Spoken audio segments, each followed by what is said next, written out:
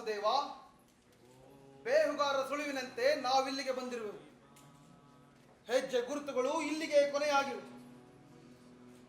ಆದರೆ ಮಂತ್ರೋದ್ಗಾರವು ಮಾತ್ರ ಕೇಳಿಸುತ್ತಿದೆಯಲ್ಲ. ಭೀಮಸೇನ, ದುರ್ಯೋಧನನು ವೈಶಂಪಾಯನ ಸರೋವರದಲ್ಲಿ ಜಲಸ್ತಂಭನದಿಂದ ಅಡಗಿ ಕುಳಿತಿದ್ದಾನೆ. ಕೂಗು, ಹೊರಗೆ ಬರುವನು. ಷಂಡ ದುರ್ಯೋಧನ, ಅಂದು ತುಂಬಿದ ಸಭೆಯಲ್ಲಿ ದ್ರೌಪದಿ ದೇವಿಯ ಕೇಶವನ್ನು ಮತ್ತು ಸೀರೆಯನ್ನು ನಿನ್ನ ತಮ್ಮನಿಂದ ಎಳೆಸುವಂತೆ ಮಾಡಿದ ಆ ನಿನ್ನ ಮದ ಎಲ್ಲಿ ಅಡಗಿದೆಯೋ? ಅಂದು ಸಂಧಾನಕ್ಕಾಗಿ ಬಂದಿದ್ದ ವಾಸುದೇವನನ್ನೇ ಬಂಧಿಸಲೆತ್ನಿಸಿದ ನಿನ್ನ ಅಹಂಕಾರವೆಲ್ಲಿ ಹೋಯಿತು? ನಮ್ಮನ್ನು ಅಡವಿಯಿಂದ ಅಡವಿಗೆ ಅಲೆಯುವಂತೆ ಮಾಡಿದ ಆ ನಿನ್ನ ಸೊಕ್ಕು ಏನಾಯಿತು? ಸಂಧಾನಕ್ಕೆ ಒಪ್ಪದೆ ಯುದ್ಧಕ್ಕೆ ಬದ್ಧರಿಂದ ಆ ನಿನ್ನ ಪೌರುಷ ಎಲ್ಲಿ ಹೋಯಿತು? ಸಹೋದರ, ಈಗ ಆ ಪೌರುಷ ಅವನಲ್ಲಿಲ್ಲ. ತನ್ನವರನ್ನೆಲ್ಲ ಸ್ವರ್ಗಸ್ಥರನ್ನಾಗಿ ಮಾಡಿ ಜೀವ ಭಯದಿಂದ ಸರೋವರದೊಳಗೆ ಅಡಗಿ ಕುಳಿತಿದ್ದಾನೆ. ಆರಾಣ ಹೇಳಿ. ದ್ರೌಪದಿ ದ್ರೋಹವೇ, ಗುರುವಂಶ ನಾಶಕ ಪ್ರಳಯ ಕಾಲದ ಧೂಮಕೇತುವೆ, ದುರುಳ ದುಶ್ಯಾಸನ ದುಷ್ಟಾಗ್ರಜನೆ, ಎಷ್ಟು ಹೊತ್ತು ನೀರಿನಲ್ಲಿ ಅಡಗಿ ಕುಳಿತುಕೊಂಡಿರುವೆಯೋ? ಈ ಭೀಮನ ಗರ್ಜನೆಯನ್ನು ಕೇಳಿ ಇನ್ನು ಕೊಳದಲ್ಲಿಯೇ ಕುಳಿತುಕೊಂಡಿರುವೆಯ? ಎದ್ದು ಹೊರಗೆ ಬಂದು ನಮ್ಮ ಅಣ್ಣನ ಪಾದಾರವಿಂದಗಳಿಗೆ ಇರಲು ಅರ್ಧ ರಾಜ್ಯವನ್ನು ನಿನಗೆ ಭಿಕ್ಷಾ ರೂಪದಲ್ಲಿ ನೀಡುವೆವು. ಎದ್ದು ಹೊರಗೆ ಬಾರೋ ಧೈರ್ಯ ಧ್ರುವವೇ.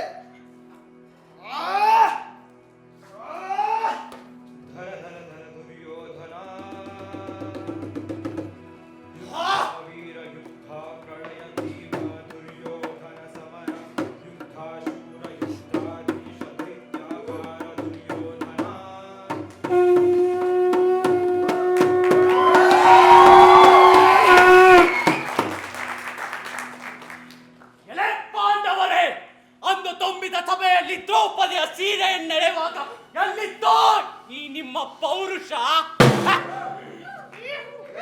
ಅಂದು ತುಂಬಿದ ಸಭೆಯಲ್ಲಿ ತಲೆ ತಗ್ಗಿಸಿದ ನೀವು ಇಂದು ಮಮ ವೀರ್ಯ ಪರಾಕ್ರಮದ ಕುರಿತು ವಾದಿಸುವುದೇ?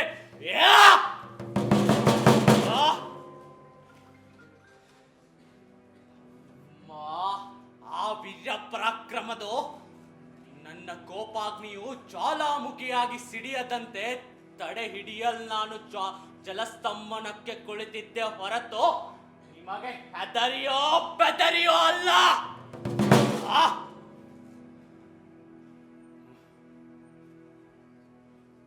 ಲೇ ದುರ್ಯೋಧನ, ನೀನು ನನಗೆ ಅರ್ಧ ರಾಜ್ಯವನ್ನು ದೋಗುವಿ ಎಂದು ಹೇಳಿದೆಯಾ? ಅದು ದುರ್ಯೋಧನನಿಗೆ.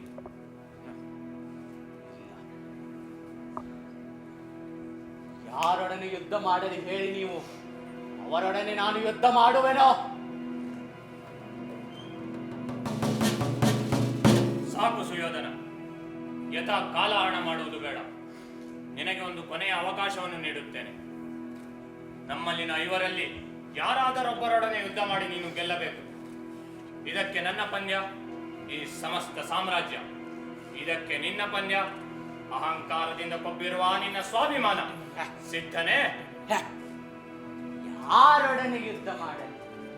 ಈ ನಕುಲ ಸಹದೇವರು ಇನ್ನು ಬಾಲಕರು. ಅಂತಃಪುರದಲ್ಲಿ ಸಖಿಯರೊಡನೆ ಆಟವಾಡಿಕೊಂಡು ಇರಬೇಕಾದವರು, ರಣಭೂಮಿಯಲ್ಲ. ಇನ್ನುಳಿದವರು ಇವನು ಅರ್ಜುನ, ಬೃಹನ್ನಳೆಯಾಗಿ ನಾಟ್ಯ ಶಾಲೆಯಲ್ಲಿ ನಾಟ್ಯ ಮಾಡಲು ಮಾತ್ರ ಯೋಗ್ಯವಾದವನು, ಯುದ್ಧವನ್ನಲ್ಲ. ಇನ್ನುಳಿದವನು ನೀನು ಧರ್ಮರಾಯ. ಯುದ್ಧ ಭೂಮಿಯಲ್ಲಿ ನನ್ನ ಪ್ರಿಯ ಮಿತ್ರ ಕರ್ಣನಿಂದ ಬಂದ ಬಾಣಗಳಿಗೆ ಎದೆಯೊಡ್ಡಲಾಗದೆ ಕಣ್ಣೀರಿಟ್ಟವ ನೀನು. ನಿನ್ನೊಡನೆ ಯುದ್ಧವೇ? ಛೇ ಛೇ ಛೇ ಛೇ ಛೇ. ಇನ್ನುಳಿದವನು ಈ ಹೊಟ್ಟೆ ಬಾಕ ಭೀಮ, ಪಾಕಶಾಲೆಯಲ್ಲಿ ಕುಳಿತು ಅಡಿಗೆ ಮಾಡಲು ಮಾತ್ರ ಯೋಗ್ಯವಾದವನು, ಯುದ್ಧವನ್ನಲ್ಲ. ಆದರೆ ನಿಮ್ಮೈವರಲ್ಲಿ ನನ್ನ ಹೊಡೆತಗಳನ್ನು ಕೆಲ ಕಾಲ ತಡೆದುಕೊಳ್ಳಬಲ್ಲ ಶಕ್ತಿ ಉಳ್ಳವನು ಈ ಹೊಟ್ಟೆ ಬಾಕನು ಮಾತ್ರ. ಎಲೆ ಹೊಟ್ಟೆ ಬಾಕ, ಎತ್ತು ನಿನ್ನ ಗದೆಯನ್ನು, ಬಾ ಯುದ್ಧದಂಗಲಕ್ಕೆ.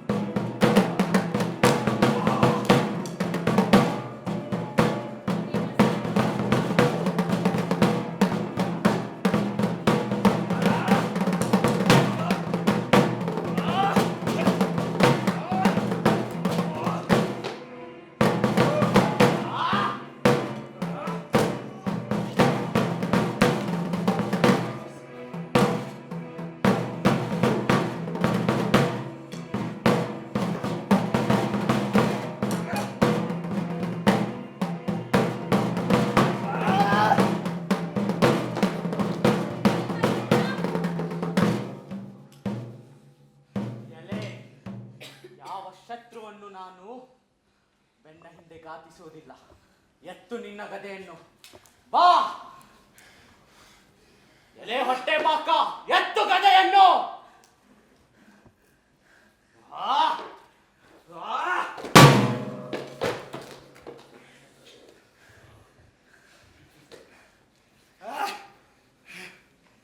ಅಂದು ನಾನು ತುಂಬಿದ ಸಭೆಯಲ್ಲಿ ಮಾಡಿದ ಪ್ರತಿಜ್ಞೆ ಎಂದಿಗೆ ನೆರವೇರಿತು. ಸಹೋದರರೇ, ನಡೆಯಿರಿ, ಹೋಗೋಣ.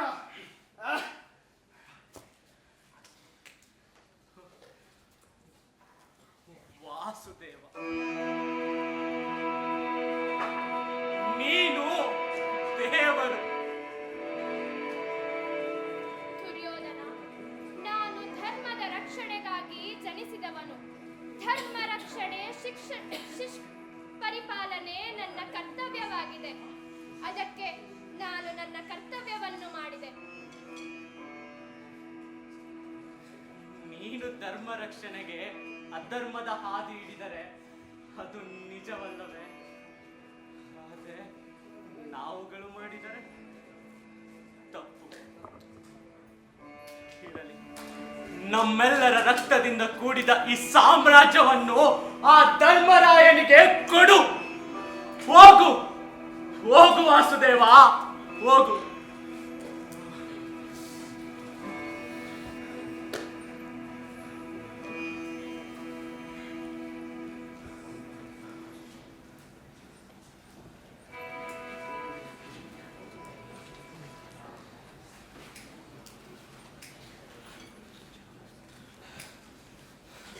ಎಲ್ಲಲೇ ಪಾರ್ಥಿವರೇ, ಇದು ತರವಲ್ಲ. ಶತ್ರು ಬಲಕ್ಕೆ ಮೃತ್ಯು ಸ್ವರೂಪವಾದ ಈ ಹಲಾಯುಧವನ್ನು ಗಮನಿಸದೆ ಯುದ್ಧ ನಿಯಮವನ್ನು, ನನ್ನನ್ನು ಸಕ್ಕಿನಿಂದ ನಿರ್ಲಕ್ಷಿಸಿ ಮೋಸದಿಂದ ಭೀಮನು ದುರ್ಯೋಧನನ ತೊಡೆಗಳನ್ನು ಮುರಿದಿದ್ದಾನೆ. ಅಯ್ಯ ಸುಯೋಧನ, ಕ್ಷಣಕಾಲ ನಿನ್ನ ಪ್ರಾಣವನ್ನು ಬಿಗಿಡಿದುಕೋ. ನಾನೀಗಲೇ ಹೋಗಿ ಆ ಭೀಮನದೆಯನ್ನು ಉಂಟು ಮಾಡುತ್ತೇನೆ. ಪ್ರಸನ್ನರಾಗಬೇಕು ಭಗವಾನ್ ಹಲಾಯುಧ, ಪ್ರಸನ್ನರಾಗಬೇಕು. ಇದೋ ಭೂಮಿಗೆ ಬಿದ್ದ ನಾನು ನಿಮ್ಮ ಕಾಲುಗಳಿಗೆ ಬಿದ್ದೆ. ಅಯ್ಯೋ ದುರ್ಯೋಧನ, ಈ ದುರಾವಸ್ಥೆಯಲ್ಲಿ ನಿನ್ನನ್ನು ನೋಡಲಾಗುತ್ತಿಲ್ಲ. ರಕ್ತವೆಂಬ ರಣಚಂದನದಿಂದ ಅದೆಷ್ಟು ದೈದೀಪ್ಯಮಾನನಾಗಿರುವೆ. ನೆಲದ ಮೇಲೆ ತವಳಿ ಧೂಳಂಟಿದ ಈ ಭುಜಗಳಿಂದ ನಿನ್ನ ಬಾಲಲೀಲೆಯನ್ನು ಮತ್ತೆ ತೋರುತ್ತಿರುವೆಯಲ್ಲ. ಸಾಗರ ಮಹಾಮಂತ್ರವಾದ ಮೇಲೆ ಸಮುದ್ರ ಮಲಜಲದಿಂದಗಳಿಂದ ನೆಲದ ಪಸವಳಿದು ಬರುತ್ತಿರುವ ವಾಸುಕೆ ಅಂತಿರುವೆಯಲ್ಲ. ಯೋಧನ, ಕ್ಷಣಕಾಲ ನಿನ್ನ ಪ್ರಾಣವನ್ನು ಬಿಗಿ ಹಿಡಿದುಕೋ. ತಾವೇನು ಮಾಡಬೇಕೆಂದಿರುವಿರಿ ಗುರುದೇವ? ಕೇಳು, ನನ್ನ ಈ ಹಲಾಯುಧದಿಂದ ಪಾಂಡವರನ್ನೆಲ್ಲ ನುಕ್ಕು ನುರಿ ಮಾಡಿ ಸ್ವರ್ಗಕ್ಕೆ ತೋರಿ ಬಿಡುತ್ತಾನೆ. ಬೇಡಿ, ತಾವು ಹಾಗೆ ಮಾಡಬೇಡಿ. ಭೀಮನು ತನ್ನ ಪ್ರತಿಜ್ಞೆಯನ್ನು ನೆರವೇರಿಸಿಕೊಂಡು ಬಿಟ್ಟ ಅಷ್ಟೇ. ನನ್ನ ತಮ್ಮಂದಿರು ಸ್ವರ್ಗಸ್ಥರಾದರು. ನಾನಿನ್ನು ಸಾವನ್ನೆದಿರು ನೋಡುತ್ತಿದ್ದೆ. ನನ್ನ ಕಣ್ಣೆದುರಿಗೆ ನಿನ್ನನ್ನು ಮೋಸಗೊಳಿಸಿದ್ರಲ್ಲ ಎಂದು ನನಗೆ ರೋಷ. ನನಗೆ ಮೋಸವಾಯಿತೆಂದು ನೀವು ಭಾವಿಸುವಿರಾ? ಹೌದು, ಸಂಶಯವೇನು? ಇಲ್ಲ ಗುರುದೇವ, ನಾವು ಮಾಡಿದ ಮೋಸದ ಮುಂದೆ ಪಾಂಡವರ ಮೋಸ ಕ್ಷಣಿಕ. ಅಂದು ಯುದ್ಧದಲ್ಲಿಯೇ ನೋಡಿ, ವೀರ ಆವೇಶದಿಂದ ಹೋರಾಡುತ್ತಿದ್ದ ಅಭಿಮನ್ಯುವನ್ನು ನಾವು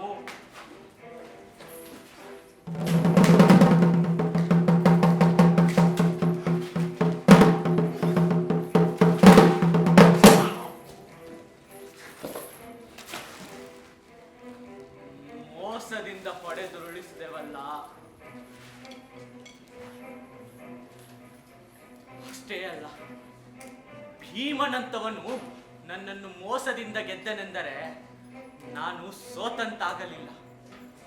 ಭೀಮನೋ ಕುಬೇರನ ಮನೆಯಲ್ಲಿ ನಡೆದ ಯುದ್ಧದಲ್ಲಿ ತನ್ನತ್ತ ಬಂದ ಬಂಡೆಗಳನ್ನು ಸ್ವಶಕ್ತಿಯಿಂದ ಹಿಮ್ಮೆಟ್ಟಿದ. ಹಾಗೆಯೇ ಹಿಡಿಂಬನಂತಹ ರಾಕ್ಷಸನ ಒಡೆಯನ ಕರುಳನ್ನು ಹಿಂಡಿದ. ಅಷ್ಟೇ ಅಲ್ಲ, ಹೊರಗಿನ ಮನೆಯಿಂದ ಬಹಳ ಚತುರತೆಯಿಂದ ಪಾರಾದವ ಅವನು. ಅಂಥವನು ನನ್ನನ್ನು ಮೋಸದಿಂದ ಹೊಡೆದುರುಳಿಸಿದನೆಂದರೆ ನಾನು ಸೋತಂತಾಗಲಿಲ್ಲ ಗುರುದೇವ. ನೀವೇ ಯೋಚಿಸಿ ನೋಡಿ.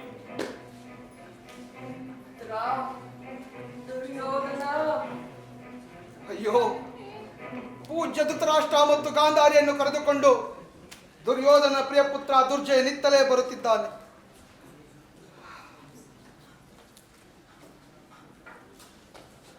ಪುತ್ರ ದುರ್ಯೋಧನ ಮಗನೇ, ಎಲ್ಲಿದ್ದೀರಪ್ಪ? ಅಯ್ಯೋ ಕಷ್ಟ. ಇಂದು ರಣರಂಗದಲ್ಲಿ ನನ್ನ ಮುದ್ದು ಮಗನನ್ನು ಮೋಸದಿಂದ ಹೊಡೆದು ಕೆಡವಿದರೆಂದು ಕೇಳಿ ಮೊದಲೇ ಕುರುಡನಾದ ನಾನು ನುರಿಯುತ್ತಿರುವ ಕಣ್ಣೀರಿನಿಂದ ಮತ್ತಷ್ಟು ಕುರುಡನಾದ. ಕಂದರಿ, ನಿನಗೆ ನಮ್ಮ ಗುರುಕುಲ ತಿಲಕ ಪ್ರಾಯನಾದ ದುರ್ಯೋಧನ ಅವನ ತುಳಿವು ಸಿಕ್ಕಿದೆ. ಇಲ್ಲ ಮಹಾರಾಜ. ಅಯ್ಯೋ ಪುತ್ರ, ಎಲ್ಲಿರುವೆಯಪ್ಪ? ಬಾಕಂದ, ನಿನ್ನ ತಂದೆಯ ಪಾದಗಳಿಗೆ ಎರಗಿ ನಮಸ್ಕರಿಸು ಬಾಕಂದ. ಇದು ಬಂದೆ. ಇದು ನನಗೆ ಎರಡನೆಯ ಪೆಟ್ಟು. ಭೀಮನು ನನ್ನ ಜುಟ್ಟನ್ನು ಹಿಡಿದು ನನ್ನ ತೊಡೆಗಳನ್ನಷ್ಟೇ ಅಲ್ಲ, ತಂದೆ ತಾಯಿಗಳಿಗೆ ಅಭಿವಂದಿಸುವ ಭಾಗ್ಯವನ್ನೂ ಅಪಹರಿಸಿ ಬಿಟ್ಟನಲ್ಲ. ಇದೆಂದು ಯಾರೋ ನನ್ನ ಒಳ್ಳೆಯ ಸೆರಗನ್ನು ಹಿಡಿದು ದಾರಿ ತೋರಿಸುವಂತಿದೆಯಲ್ಲ. ತಾತ, ನಾನು ದುರ್ಜಯ. ಮರಿ ದುರ್ಜಯ, ಹೋಗಪ್ಪ, ನಿನ್ನಪ್ಪಾಜಿ ಎಲ್ಲಿರುವನೋ ಹುಡುಕಿಕೊಂಡು ಹೋಗು ಕಂದ. ಇದು ಹೊರಟೆ. ಅಪ್ಪಾಜಿ, ಎಲ್ಲಿದ್ದೀರಪ್ಪಾಜಿ? ಅಪ್ಪಾಜಿ. ಹೃದಯದಲ್ಲಿ ಸದಾ ಸನ್ನಿಹಿತವಾಗಿರುವ ಪುತ್ರ ಸ್ನೇಹವು ಇಂದು ನನ್ನನ್ನು ದಹಿಸುತ್ತಿದೆ. ಈ ಕಂದನು ಇತ್ತ ಕಡೆಗೆ ಬರುತ್ತಿದ್ದಾನಲ್ಲ. ಅಪ್ಪಾಜಿ, ಮಗು ದುರ್ಜಯ, ನಾನು ನಿಮ್ಮ ತೊಡೆಯ ಮೇಲೆ. ಬೇಡ ಕಂದ, ಬೇಡ. ಇಷ್ಟು ದಿನ ನಿನಗೆ ಚಿರಪರಿಚಿತವಾಗಿದ್ದ ಈ ತೊಡೆಗಳಿನ್ನೂ ನಿನ್ನ ಭಾಗ್ಯಕ್ಕಿಲ್ಲವಪ್ಪ, ಭಾಗ್ಯಕ್ಕಿಲ್ಲ. ಏಕಪ್ಪಾಜಿ, ತೊಡೆಯ ಮೇಲೆ ಕುಳಿತುಕೊಳ್ಳಲು ಬಂದರೆ ನನ್ನನ್ನು ದೂಡುತ್ತೀರಿ? ಇನ್ನು ಮುಂದೆ ನಾನು ನನ್ನ ತಮ್ಮಂದಿರುವಲ್ಲಿಗೆ ಹೋಗುತ್ತೇನೆ ಪುತ್ರ. ಯಾಕಪ್ಪಾಜಿ? ಏನು ಹೇಳಲಿ ಕಂದ ನಿನಗೆ, ನಾನು ಏನು ಹೇಳಲಿ? ಅಪ್ಪಾಜಿ, ನಿಮ್ಮನ್ನು ತಾತ, ಅಜ್ಜಿ ಎಲ್ಲರೂ ಹುಡುಕುತ್ತಿದ್ದಾರೆ. ಬನ್ನಿರಪ್ಪಾಜಿ, ಹೋಗೋಣ. ಹೋಗು ಕಂದ, ನಾನು ನಡೆಯಲಾರೆನಪ್ಪ. ಹೋಗು. ಇದು ಕರೆದುಕೊಂಡು ಬರುತ್ತೇನೆ. ತಾತ, ಅಪ್ಪಾಜಿ ಇಲ್ಲಿರುವರು. ಎಲ್ಲಿರುವಪ್ಪ? ಎಲ್ಲಿರುವನು ಮಹಾರಾಜ? ಮುದ್ದು ಕಂದ, ಎಲ್ಲಿದ್ದೀಯಪ್ಪ? ಇದು ಮಹಾರಾಜರು ನೆಲದ ಮೇಲೆ ಬಿದ್ದಿದ್ದಾರೆ. ಅಯ್ಯೋ, ಇವನೇ ಏನು ಮಹಾರಾಜನು? ಲೋಕಕ್ಕೆಲ್ಲ ಏಕೈಕ ನಾಯಕನೆನಿಸಿ ಬಂಗಾರದ ಮಹಾಕುಂಭದಂತೆ ಧೀರೋನ್ನತನಾಗಿದ್ದ ನನ್ನ ಮಗನಿಂದು ಮುರಿದು ಬಿದ್ದ ಮಹಾದ್ವಾರದಳ್ಳಾಳ ಉಂಡಿಗೆ ಎತ್ತೆ ಬಿದ್ದಿದ್ದಾನೆ. ಮಗನೇ ದುರ್ಯೋಧನ, ಗಾಂಧಾರಿ, ನೀನು ಹೌದು, ಧೀರರಾದ ನೂರ್ವರನ್ನು ಹೆತ್ತ ಬಡಿದು ನಾನೇ ಮತ್ತೆ ಹುಟ್ಟಿ ಬಂದೆನಿಸುತ್ತಿದ ನನಗೆ. ಅಮ್ಮ, ಈಗ ದುಃಖಿಸುವುದರಿಂದ ಏನು ಪ್ರಯೋಜನ? ಎಲ್ಲವೂ ಕೈ ಮೀರಿ ಹೋಗಿದೆ. ಅಯ್ಯೋ, ದುರ್ಯೋಧನ ಮೇಲಿನ ಆಸೆಯನ್ನು ಬಿಟ್ಟು ನಿತ್ಯಾಪ್ತ ಮಿತಲೋಚನನಾದ ಈ ಮಹನೀಯನಿಗೀಗ ನಾನಿಲ್ಲಿರುವನೆಂದು ನಿವೇದಿಸಿಕೊಳ್ಳಲು ಮನಸ್ಸೇ ಬಾರದಂತಾಗಿದೆ. ಅಯ್ಯೋ, ವೀರ್ಯ ಬಲೋತ್ಯುಕ್ತರಾಗಿ ಯುದ್ಧ ಯಜ್ಞ ದೀಕ್ಷಿತರಾದ ನಿನ್ನ 100 ಜನ ತಮ್ಮಂದಿರು ಈಗಾಗಲೇ ಗತಿಸಿ ಹೋಗಿದ್ದಾರೆ. ಇನ್ನು ಉಳಿದಿರುವ ನೀನೊಬ್ಬನು ನಮ್ಮನ್ನು ಬಿಟ್ಟು ಹೊರಟರೆ ನಮಗೆ ಇನ್ನೇನು ಉಳಿದಿದೆ ಕಂಡ. ನಮಗೆ ದರ್ಪವು ನಾಶವಾದಂತೆ. ಅಪ್ಪಾಜಿ, ನೀವು ಬಿದ್ದೀರಾ? ಎದ್ದೇಳಿ ಅಮ್ಮನನ್ನು ಸಮಾಧಾನಪಡಿಸಿ ಹೇಳಿ. ನಾನೇನೆಂದು ಸಮಾಧಾನ ಮಾಡಲು? ನಿಮ್ಮ ಮಗನು ಯುದ್ಧದಲ್ಲಿ ಹಿಮ್ಮೆಟ್ಟದೆ ಸಮಬಲದ ಶತ್ರುವಿನೊಂದಿಗೆ ಹೋರಾಡಿ ಹತನಾದನೆಂದು ಸಮಾಧಾನಪಡಿಸಿ. ಇದು ನಿಮ್ಮ ಮುಂದೆ ಮಾತ್ರ ತಗ್ಗಿರುವ ಈ ತಲೆಯಿಂದ ನಿಮಗೆ ನಮಸ್ಕರಿಸಿ ಯಾವ ಘನತೆಯಿಂದ ನಾನು ಹುಟ್ಟಿದೆನೋ ಅದೇ ಘನತೆಯಿಂದ ಸ್ವರ್ಗಸ್ಥನಾಗುತ್ತೇನೆ ಅಪ್ಪಾಜಿ, ಸ್ವರ್ಗಸ್ಥನಾಗುತ್ತೇನೆ. ಅಯ್ಯೋ, ಹುಟ್ಟು ಕುರುಡನು ವೃದ್ಧನು ಆದ ನನಗೆ ಬಾಳಿನ ಆಸೆಯೆಲ್ಲ ಇಂಗಿ ಹೋಗಿದೆಯಾದರೂ ಇಂದು ಪ್ರಾಪ್ತವಾಗಿರುವ ತೀವ್ರ ಪುತ್ರ ಶೋಕದಿಂದ ನನ್ನೆಲ್ಲ ಸಂಯಮ ತಡಿತಗೊಂಡಿದೆ. ಆ ಶೋಕವು ನನ್ನ ಆತ್ಮವನ್ನ ಆಕ್ರಮಿಸಿಬಿಟ್ಟಿದೆ.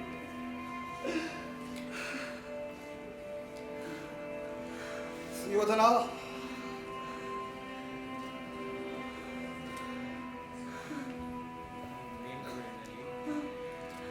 ಕಂದ ದುರ್ಜಯ,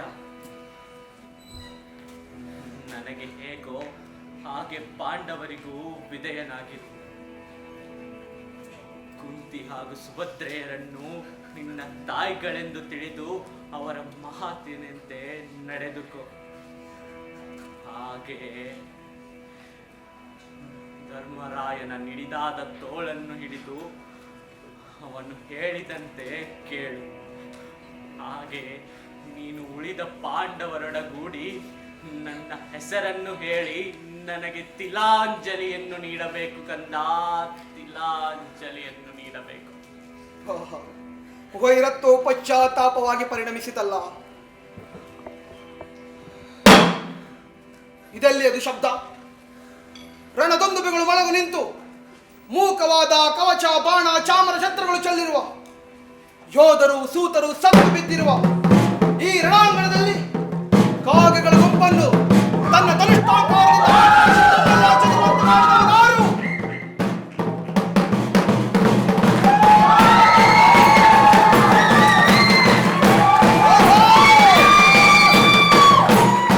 ಗುರುಪುತ್ರ ಅಶ್ವತ್ಥಾಮನಿಂದ ಬರುತ್ತಿದ್ದಾನೆ.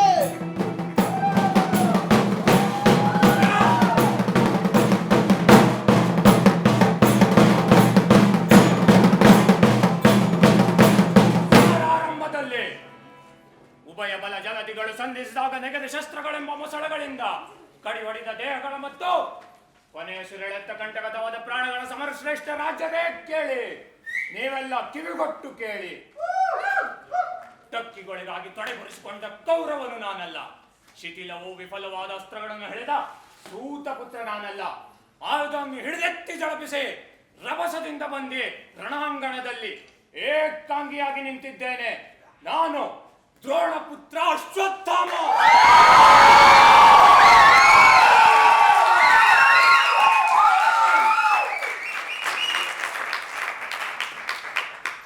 ವಿಜಯ ಶ್ಲಾಘನೆಯ ಲಾಭವಿಲ್ಲದೆ ಈ ಸಮರಶ್ರೀಯಿಂದ ಆಗಬೇಕಾದದು ಛೆ, ಹಾಗೆಂದವರುಂಟೆ.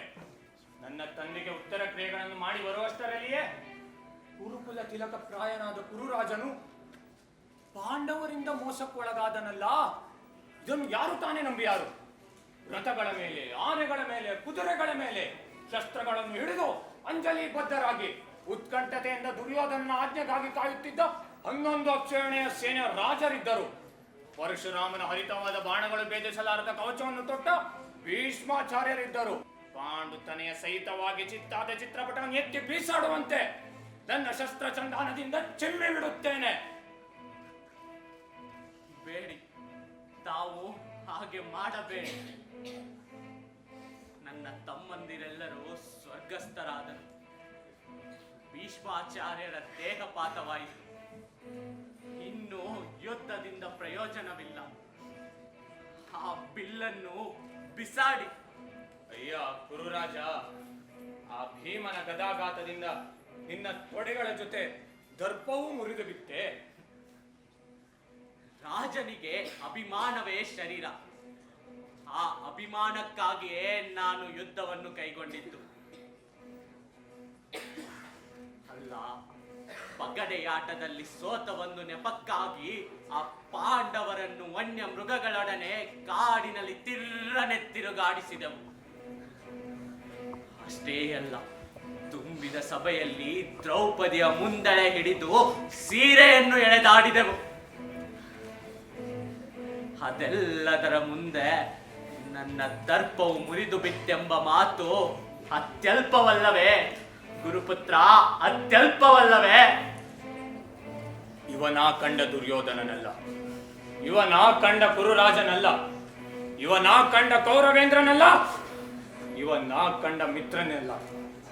ಕ್ಷಮೆ ಇರಲಿ ಕುರುರಾಜ, ನೀ ಏನಂದರೂ ಸುಮ್ಮನಿರಲಾರೆ.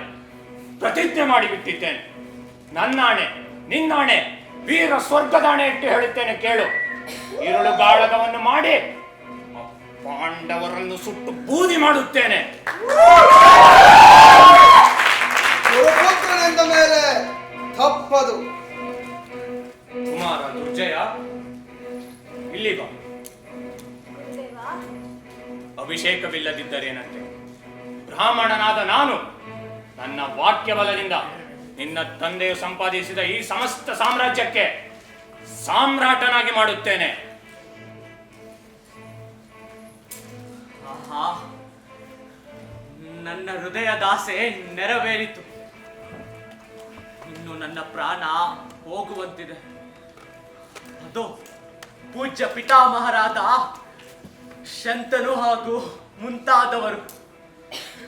ಅದು ಕರ್ಣನನ್ನು ಎದುರು ಮಾಡಿಕೊಂಡು ನನ್ನ ತಮ್ಮಂದಿರು ನನ್ನನ್ನು ಎದುರುಗೊಳ್ಳಲು ಬರುತ್ತಿದ್ದಾರೆ. ಐರಾವತದ ಮಸ್ತಕವನ್ನೇರಿ ಕಾಕ ಪಕ್ಷಿಧರನಾದ ಅಭಿಮನ್ಯುವು ನನ್ನ ವಿಷಯವಾಗಿ ಇಂದ್ರನೊಡನೆ ಸಿಟ್ಟಿನಿಂದ ಚರ್ಚಿಸುತ್ತಿದ್ದಾನೆ. ಅದು ಗಂಗೆ ಮತ್ತು ಮುಂತಾದ ಮಹಾನದಿಗಳು, ಅದು ಸಮುದ್ರಮಂತ ಸಪ್ತ ಸಾಗರಗಳು, ಊರ್ವಶಿ ಹಾಗೂ ಮುಂತಾದ ಅಪ್ಸರಿದೋ ಬಂದರು. ಸಹಸ್ರಾಂಶಗಳನ್ನು ಹೂಡಿದ ವಿರಾಹವಾಯು ವಿಮಾನವನ್ನು ಯಮನು ನನ್ನನ್ನು ಕರೆತರಲು ಕಳಿಸಿದ್ದಾನೆ. ಇದೋ ಬಂದೆ, ಇದೋ ಬಂದೆ, ಇದೋ ಬಂದೆ, ಇದೋ ಬಂದೆ.